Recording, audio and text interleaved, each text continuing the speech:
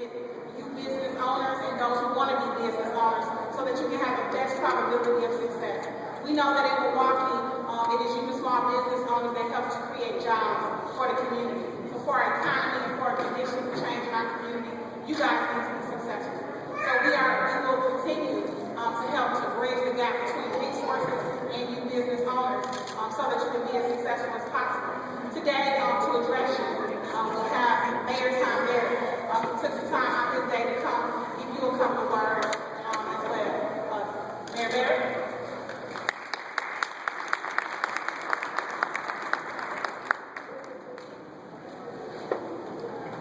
Thank you very much, Alderwoman Coggs, and it's a pleasure and honor to be here. And I want to compliment Alderwoman Coggs for hosting this today. And I can tell you that my experience with Malele is that she is incredibly thoughtful. And every time we met, no matter what the issue is, she has done her homework. And when she's talking to me, I know that she's genuine in what she's saying and that she cares about our community. And so I want to thank her for her leadership. And it's not a surprise to me that she would take the time and the energy to put together a panel like this and a whole day like this because of her commitment to creating economic growth in Milwaukee. We've got a great panel here, so I don't want to speak for a long time, but I just want to give a couple of observations, a couple personal ones, and then talk briefly about the city. I grew up here on Milwaukee's west side. I grew up on about 40th and Capitol, and I can remember going past A.O. Smith, seeing row after row of those car frames. And as a little kid, it was sort of the ultimate, at least for me, because it was like this combination of Lincoln logs and Tonka trucks, the same thing. I just thought it was so cool to see that row after row after row of car frames. And we all know what happened. Those stacks got lower and lower and lower, and they disappeared. A.O. Smith sold it to Tower Auto finally got rid of it. But now the city owns that property. And I mention that because I want you to know that we have, as a city, a strong commitment to developing the 30th Street Industrial Corridor.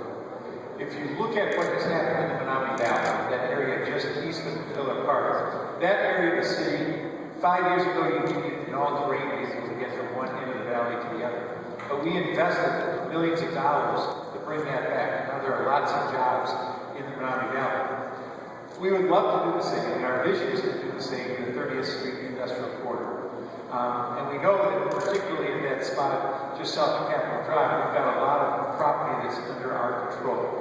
And what we want to do is we have spent millions already in getting that land prepared for business development. We will spend even more. We're hoping that the state will come through and provide assistance as well.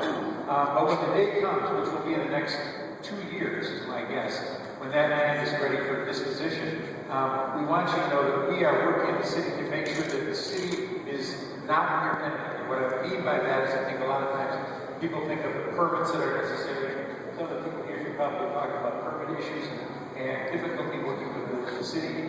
We have just, for example, moved the permit center out of the Department of City Development, not because we thought the Department of City Development was doing a bad job, but we wanted to move it into the Department of Neighborhood Services because we want all of the inspections, all the permits to come from the same place. We don't want one department to handle one thing and another department to handle another. We want to streamline it as much as possible. And Clifton Crump is here. Clifton, if you could raise your hand. Feel free to contact Clifton in our office directly if you have any issues where we can be of assistance in making sure that we have development. So I want you to know that we are committed to that because I am convinced that the way for us to grow the city is to create more jobs right here in the heart of the city where people can support their families. Now, on the personal note, as I drive to work every morning, again, I live just west of Washington Park, what always strikes me is I come through Washington Park and I end up on Highland, and I'm traveling east down Highland, and just on my left at about 40th Street is the site of Harley Davidson, and just on my right at about 40th Street is Miller. And if you think about it, because I know today we're talking about entrepreneurs, here we have two iconic companies, world-known companies, that started right there on Milwaukee's west side, one in a garage, one with a small family operation. And they started as literally entrepreneurial startups. And they started well over 100 years ago. We know that. But I I think that tells us, not a generation, a century later, that we have the capacity to do that. I've seen it in my own family, and what I've seen in my own family is, even though my career has been in public service and government, my father was in business. My father worked for a company for 20 years in West Milwaukee. It was called Wisconsin Motors, and he was a salesman for that company for 20 years. And after 20 years, he came home one day and said to my mother, there were 4 teenage kids in the family, that he wanted to quit that job and start his own business. And of course, my mom freaked out, as any mother of 4 teenagers would. And he did it anyway. And we had some very lean times at the Barretts, because he didn't sell a machine. He wanted to go into machinery sales for 6 months. But I, to this day, am so proud of my dad for taking that gamble. And sometimes you win and sometimes you lose. And I think the entrepreneurs who are here, the people who are in business, know what I'm talking about. What's interesting about being an entrepreneur, what's interesting about being in business, is that it's never over. You've never won and you've never lost. Because the game never ends. You just have to keep working and working and working. And sometimes reinventing yourself over and over again. I think that's half the battle, is knowing that no matter when things get tough, you just have to keep staying with it. But I want this city to be known as a place where people can start businesses, where they can have jobs, where they can support their families.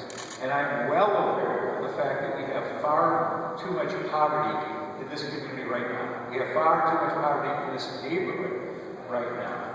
And the way for us to get out of that, and there are many different avenues, but one of them is certainly entrepreneurship.